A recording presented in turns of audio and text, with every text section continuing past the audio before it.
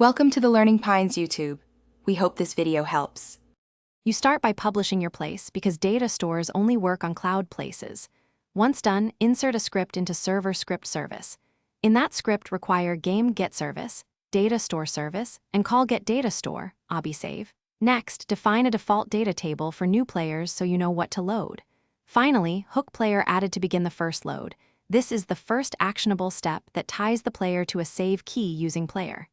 User ID. Now implement robust load and save logic. Create a load player that uses pcall, get a sync key and fills leader stats or int values, handle nil by applying defaults. Create a save player that uses pcall, update a sync key function old return merge table end so you avoid overriding concurrent changes. Once those functions exist, call load inside player added and call save inside player removing. Make sure to store the data store key as player. Player, user ID so each player's data is isolated. Finish by testing and publishing correctly. First, test locally to confirm no runtime errors, then publish and test using play, not studio solo, so data store persists. If save or load fails, check that Enable Studio Access to API Services is on and that the place is published.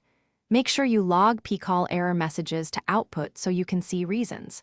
If data still doesn't appear, confirm you use consistent keys and types, and that you call save on player removing before the player fully disconnects. Thanks for watching. Consider subscribing if we helped you.